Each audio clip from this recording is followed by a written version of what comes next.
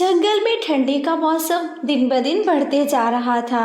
बर्फ बारिश की तरह बरस रही थी। चिंकी चिड़िया के दो छोटे से अंडे थे और वो अपने घर में बैठी हुई थी। मुझे काफी ठंड लग रही है और मेरे अंडे ये न ठंडे पड़ जाए। किसी तरह अपने अंडों को मुझे गर्म रखना ही होगा। माँ चिड़िया अपने अंडों को गर्मी देने के लिए अपने पंखों में छुपा लेती है। मुझे लगता है मेरा एक अंडा ठंडा पड़ रहा है, मुझे कुछ करना होगा। वो अपने अंडों पर कुछ ज्यादा सूखी घास डालकर उनको ठंड से बचाने की कोशिश कर रही थी। तभी बर्फ की बारिश ज्यादा तेज हो गई। वो बर्फबारी इतनी हुई कि चिंकी के घर की छत पर ढेर सारी बर्फ जम गई। हे भगवान, मुझे अब क्या करना चाहिए? मुझे तो कुछ समझ आ ही नहीं रहा। तभी उसके घर की छत टूट जाती है और सारी बर्फ उसके घर के अंदर आ जाती है। हाय, मेरे अंडे, मेरे बच्चे! वो अपने घोंसले को पीठ पर रखकर वहां से उड़ जाती है। उसका ठिकाना पूरी तरह खत्म हो चुका था। कहाँ जाऊंगी? थोड़ा बहुत मेरा आशियाना था, वो भी टूट गया।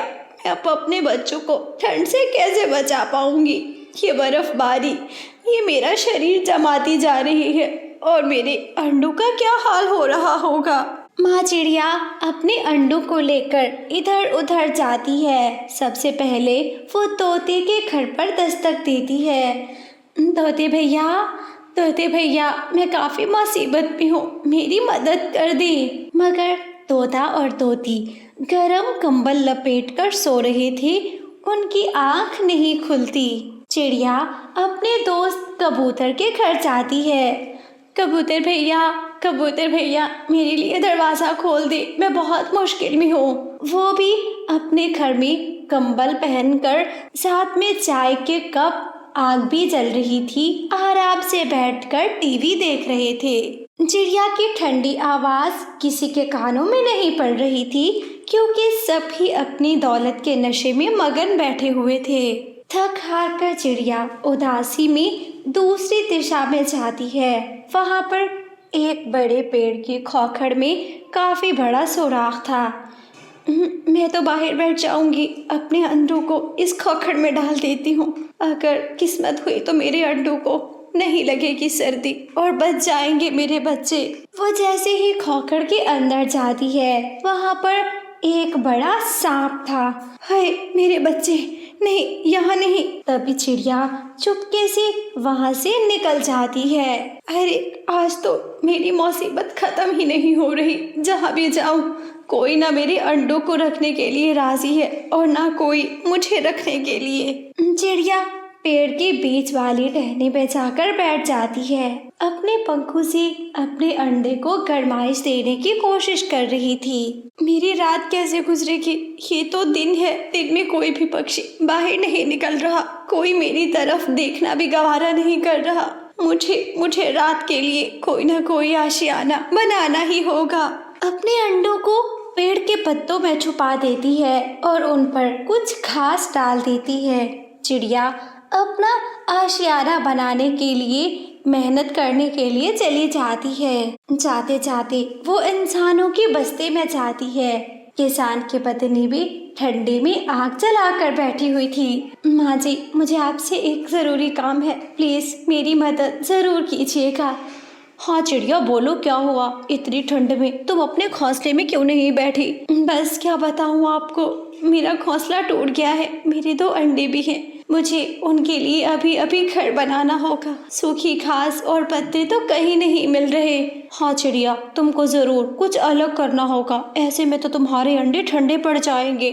माँ जी, क्या आप मुझे कुछ कपड़े दे सकती हैं? कपड़ों से मैं थोड़ा सा खैमा बना लूंगी और अपने बच्चों के साथ रात बिता लूंगी। हाँ हाँ, क्यों नहीं। फिर किसान की पत्नी उसको 2-4 कपड़े दे देती है।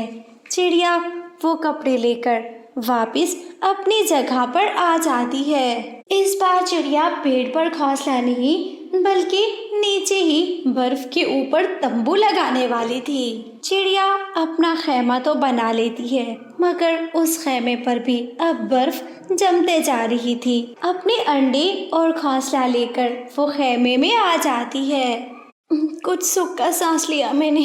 थोड़ी सी आग जलाकर अपने अंडों को गर्मी दे देती हूँ, कहीं मेरे अंडे खराब ना हो गए हों। माँ चिड़िया अपने अंडों के लिए खैमे में आग भी जलाती है। एक माँ सुबह से लेकर अभी तक सिर्फ अपने अंडों को बचाने के लिए जतन ही कर रही थी। अंडों पर गर्मी पड़ती है तो उसके अंडे हिलने लग जाते हैं। हे ऊपर वाले, बहुत बहुत धन्यवाद। मेरे अंडे बिल्कुल ठीक है। मुझे लगता है अब तो फूटने वाले हैं मेरे अंडे।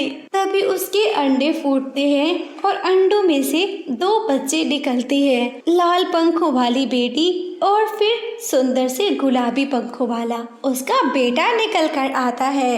मेरे बच्चों, आपको इस दुनिया में लाने के लिए मुझे कितनी मुश्किल का सामना करना पड़ा है। आ जाओ, मैं आपको अपने सीने से लगाना चाहती हूँ। एक माँ जो थकी हुई थी, अपने बच्चों को देखकर उसकी थकावट खत्म हो जाती है, रात भी हो जाती है। उसके घर में आग भी जल रही थी और अपने बच्चों को वो अपने साथ सुलाए हुए थी। जैसे ही आधी रात होती है, उसके खैमे पर दोबारा बर्फ ज्यादा जम गई तो खैमा भी नीचे टूटकर गिर पड़ा। मेरे बच्चों, इधर आओ मेरे पास। यही आशियाना था, वो भी खत्म हो गया। इस ठंडी में कहाँ लेकर जाऊंगी मैं आपको? मेरे पंखों में छुप जाओ। उसके बच्चे अभी इतने छोटे थे कि वो बोल नहीं सकते थे, मगर ठंड लगने की वजह से सिर्फ रो रहे थे। मेरे बच्चों, रो तो नहीं, आपकी माँ आपके साथ है। खुद ठंडी में जैसे भी बैठी थी, मगर पंखों के अंदर की गर्मी में अपने बच्चों को छुपाए बैठी थी। तभी वहाँ पर एक बूढ़ी फाख्ता कांपते हुए आती है। अरे बेटा, क्या तुम्हारे पास कुछ खाने को होगा? मैं बहुत भूखी हूँ। भूख मुझे कुछ ज्यादा लग रही है। माँ जी, मेरे पास तो खाने के लिए कुछ दाने हैं, वो भी चने के। क्या आप ले लोगी? हाँ बेटा, मैं ले लूंगी। मुझे बहुत भूख लगी है, काफी दिनों से कुछ नहीं खाया।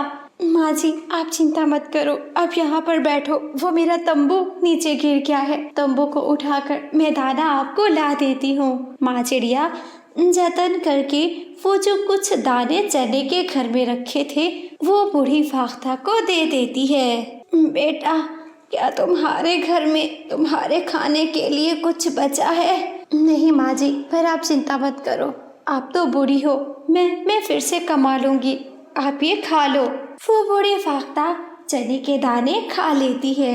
चना खाने के बाद वो तुरंत एक परी में बदल जाती है। चिड़िया, तुम मुश्किल में भी दूसरों की मदद करती हो। मैं तो यहाँ से गुजर रही थी, सोचा कि तुम्हारी परीक्षा ले लूं। परी जी, आपका बहुत बहुत शुक्रिया। मैं इतनी अच्छी तो नहीं हूँ, अच्छी होती तो भगवान मुझे अच्छा घर देते, मुझे सब सुख सुविधाएं देते, आज मेरे बच्चे ठंड में ना होते। अरे ऐसा तो कुछ भी नहीं है, ये तो चुटकी में हो जाएगा। तभी वो परी चिड़िया के लिए प्यारा सा बर्फ का 3 मंजिला घर बना देती है। अरे ये क्या, ये तो पूरी तरह बर्फ से बना हुआ है, ये तो ठंडा होगा ना? नहीं, बिल्कुल भी नहीं, अंदर से बहुत गर्म है ये। अंदर जाकर तो देखो। चिड़िया जब घर के अंदर जाती है, घर में सब कुछ था। घर में अनाज भी था, दाना भी था और फिर साथ में गर्मा गर्म घोंसले भी। परी जी, आपका बहुत बहुत धन्यवाद, आपने मुझे इतना अच्छा घर दिया है। और तुम्हारा बहुत धन्यवाद, एक बूढ़ी फाख्ता को तुमने खाना खिलाया है। ऐसे चिड़िया अपनी मेहनत और अपनी सच्ची लगन से अपना सुंदर सा घर बनवा लेती है। चिड़िया का घर अब जंगल में सबसे ज्यादा मजबूत था। प्यारे दोस्तों, हमारी कहानी अच्छी लगी हो, कहानी को लाइक, चैनल को सब्सक्राइब करना ना भूलना। आपका धन्यवाद।